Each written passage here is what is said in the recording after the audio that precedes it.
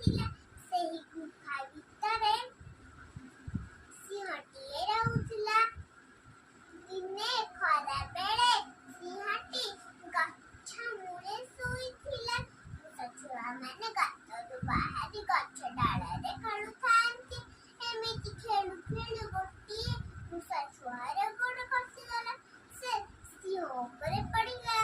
ଏଥିରେ ସିଂହର ନିଦ ଭାଙ୍ଗିଗଲା। ସେ ଖୁବ୍ ଜୋରରେ ଗର୍ଜନ କରିଲା, ଦୁଷ୍ଟ ମୂଷା, ତୋର କ'ଣ ଟିକେ ବି ଡର ଭୟ ନାହିଁ? ମୋ ଉପରେ ଦୌଡ଼ା ଦୌଡ଼ି କରି ଖେଳୁଛୁ, ମୁଁ ଆଜି ତତେ ମାରିଦେବି। ଛୁଆଟି ଥରି ଥରି କହିଲା, ମହାରାଜ, ମୋର ଭୁଲ ହୋଇଛି, ଆଉ ଏଭଳି ଦୁଷ୍ମଣୀ କରିବି ନାହିଁ, ଦୟାକରି ଛାଡ଼ି ଦିଅନ୍ତୁ। ଦରକାର ବେଳେ ଆପଣଙ୍କୁ ନିଶ୍ଚୟ ସାହାଯ୍ୟ କରିବି।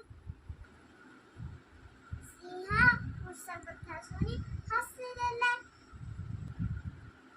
ଏଡ଼ିକି ଟିକେ ମୂଷା ଛୁଆ, ଫୁଙ୍କି ଦେଲେ ଉଡ଼ିଯିବୁ। ହଉଛି କ'ଣ ଉପକାର କରିବି? ହଉ ଯା, ଆଜି ତତେ ଦୟାକରି ଛାଡ଼ିଦେଲି। ଆଉ ଦିନକର କଥା, ସିଂହ ବଣରେ ବୁଲୁ ବୁଲୁ ଶିକାରୀ ଫାଶରେ ପଡ଼ିଗଲା।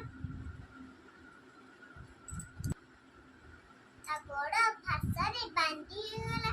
ସେ ଖୁବ୍ ଜୋରରେ ଗର୍ଜନ କଲା। ସିଂହର ଗର୍ଜନ ମୂଷା ଛୁଆ ଶୁଣି ପାଇଲା। ସେ ଗାତରୁ ବାହାରି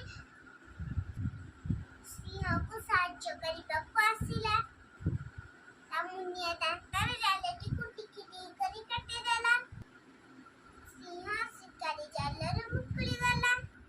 ମୂଷା ଉପକାର କରିଥିବାରୁ ସିଂହ ମୂଷାକୁ ଧନ୍ୟବାଦ ଦେଲା। ମୋ ଗପ କେମିତି ଲାଗିଲା ନିଶ୍ଚୟ କମେଣ୍ଟରେ ଜଣାଇବେ।